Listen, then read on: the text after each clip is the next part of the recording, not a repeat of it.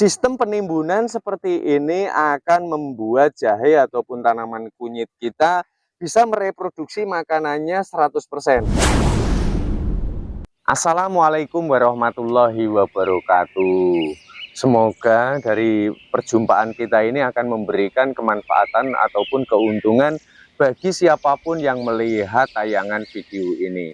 Nah, di sini saya akan membongkar rahasia trik berkebun supaya kalau kita menanam seperti jenis rimpang-rimpangan atau umbi-umbian, singkong, jahe, kunyit, dan yang lain sebagainya ini bisa subur memiliki panen yang lebih melimpah. Jadi untuk tanam singkong ini teman-teman harus tahu kedalaman menanam singkong supaya dapat memiliki umbi yang super lebat seperti ini. Saya biasa melakukan dari 30 hingga 50 cm. Karena supaya nanti tanahnya ini tetap selalu gembur di dalam sana. Kalau nanti sampai terjadi kepadatan otomatis umbinya ini akan kerdil. Nah, lalu kemudian untuk menanam jenis rimpang-rimpangan seperti kunyit, jahe, lengkuas, ini kedalaman yang ideal adalah dari 30 hingga 40 cm saja sudah cukup. Nah, lalu pupuk yang dipergunakan ini sangat tampak ya, teman-teman bisa melihat untuk jenis pupuknya. Untuk tekstur tanahnya ini di sini tanahnya merah, untuk pupuknya ini berwarna hitam seperti ini.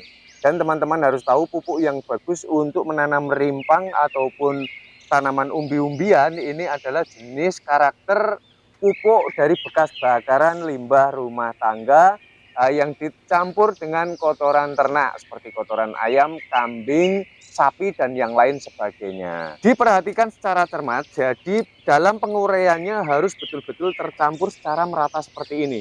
Sehingga mau tidak mau tanah ini akan memiliki tekstur yang gembur selalu dan mengandung kelembapan. Dia mampu menjaga tingkat kelembapan. Nah, manfaat dari pupuk ini selain dapat menjadi organik, dia dapat melindungi dari tingkat kegemburan dan kelembapan tanahnya.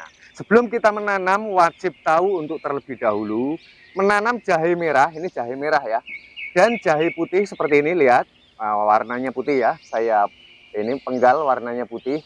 Itu lebih mudah yang mana Bang? Jawabnya kalau untuk di daerah yang cuacanya itu nggak sejuk alias panas, itu mudah yang jahe putih teman-teman. Cara prakteknya jahe putih ini kita biarkan saja maka sudah akan keluar rimpangnya seperti ini. Berbeda dengan jahe merah, dia ketika nanti ini perawatannya agak sulit. Jadi nanti kalau di daerah panas itu daunnya ini akan mulai menguning seperti ini. Dan perawatan yang tepat adalah dengan melakukan pruning seperti ini, maka dia akan muncul tunasnya yang baru seperti ini. Jadi pemangkasan ini berfungsi untuk meremajakan kembali dari regenerasi daunnya. Kalau kita biarkan maka jahe kita akan mati. Belum saya memberikan tutorial bagaimana cara menanam rimpang jahe yang benar. Di sini saya ingin menunjukkan terlebih dahulu ini juga rimpang kunyit ya. Kunyit ini berkembangnya lebih mudah dibanding dengan jahe, itu mudahan kunyit. Kunyit ini kita taruh di ember bekas, di bekas kaleng cat, itu pasti akan keluar rimpangnya. Nah, kalau kita dapati daunnya pada menguning juga, kita lakukan pruning seperti ini. Dan alhasil yang akan terjadi nanti di tengahnya ini akan tumbuh tunas yang baru seperti ini.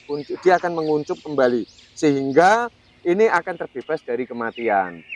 Untuk media polybag ataupun lahannya sempit, dia mampu untuk menumbuhkan rimpangnya. Teknik menanam jahe yang benar. Jadi teman-teman kalau ada kunyit ataupun jahe, sebesar ini aja bekas bumbu di rumah kita, ini jangan dibuang ya.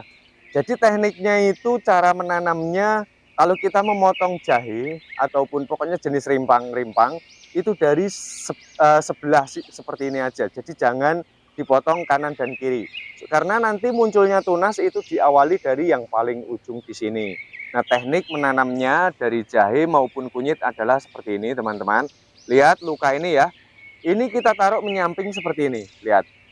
Nah, bekas lukanya ini haruslah kita tutup menggunakan tanah ini. Dan kita munculkan yang 50%-nya di permukaan tanah. Dan lakukan sebuah penyiraman untuk menjaga tingkat kelembapan tekstur tanahnya ini. Ketika nanti ini sudah muncul tunas yang baru, barulah kita timbun secara menyeluruh. Sistem penimbunan seperti ini akan membuat jahe ataupun tanaman kunyit kita bisa mereproduksi makanannya 100%. Karena kalau kita munculkan di permukaan tanah terus, dia tidak akan bisa bekerja optimal akar-akarnya. Plus sekaligus kalau kita timbun secara menyeluruh seperti ini, maka akan terhindar dari serangan hama ataupun ayam ternak-ternak yang ada di rumah kita. Dan hingga sampai pada musim panen dijaga selalu tingkat kelembabannya, karena jenis tanaman jahe ini sangatlah menyukai tingkat kelembapan. Oh iya, teman-teman, berapa waktu yang pas untuk memupuk jenis tanaman jahe? Waktu yang pas adalah ketika jahe ini sudah berusia 2 bulan. Baiklah pemirsa, kita jumpa pada tutorial selanjutnya. Untuk teman-teman yang mungkin belum tahu bagaimana cara menanam rimpang jahe, jadi cara tanamnya ini jangan dipendam secara menyeluruh, nanti malah nggak bisa tumbuh, malah kebanyakan akan busuk. Jadi cara menanamnya dipendam sebagian saja, dan potongan ini dari sebagian seperti ini. Jadi untuk ujungnya ini tidak boleh dipangkas karena tumbuhnya nanti dari sini, gitu ya. Saya rasa sudah dapat dimengerti, dan kita jumpa pada tutorial selanjutnya.